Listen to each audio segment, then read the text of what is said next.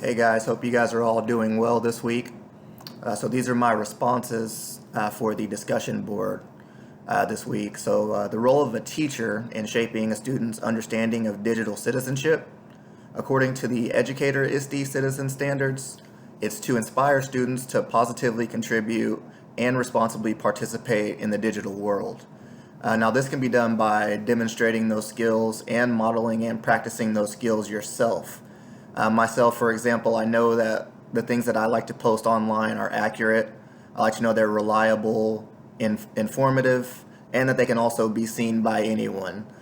So anyone who has access to any of the social media sites that I see, me working at a school, it's very important that I show, that I'm posting positive things, that I'm posting things that students can potentially see, that their parents can potentially see. I'm also a coach, so I have to be very careful about some of the things that I share, some of the things that I like, and some of the things that I comment on.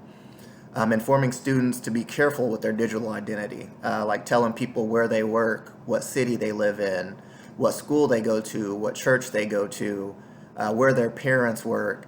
All of that information can be used to someone else's advantage, whether that be a bad person who's looking to kidnap a child, or whether that be an educator or a potential employer looking at your profile to see what kind of person you're like. According to Mariah Walker in our readings, she said even though students are digital natives, they still have to be guided through critical thinking skills to safely navigate the digital landscape, both as creators and consumers. I thought that was a great post. I actually enjoyed reading that. I also liked how the ITSE Digital Citizen Competes reading put it. Teaching digital well-being doesn't mean providing students with a list of don'ts. It's about the do's, and I will follow back up on that in just a moment. For the next question, what are some of the specific classroom and instruction strategies for helping students understand the long-term impacts of online actions, especially in a world where personal and professional lives interestingly overlap online?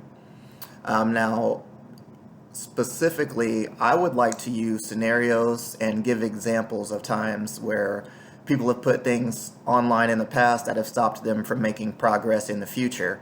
A big example of this is I'm a huge comedy fan, and a few years ago, Kevin Hart had a great run. He was in movies, he was in commercials, he was everywhere online, and he actually was invited to be a host for the Oscars.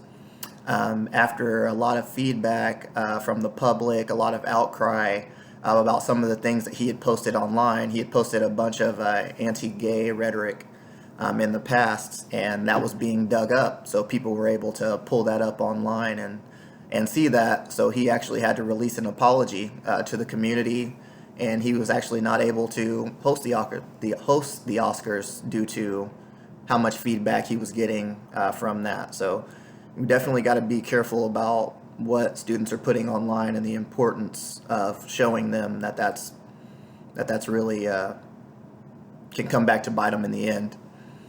For the next question, consider what the text shared on page 78.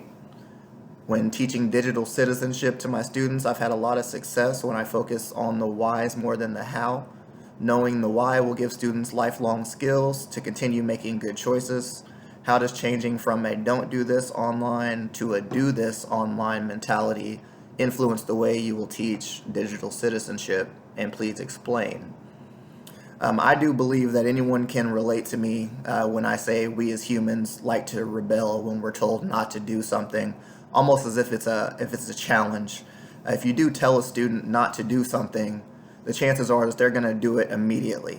I believe that telling someone do this online rather than don't do this online makes it easier to understand that there are consequences for the negative content and things that we choose to do on an online space. So just because we cannot see them now does not mean that it doesn't go unnoticed. When you're telling someone not to do something, it's almost as if they take it as a personal challenge so they can see if they can do it.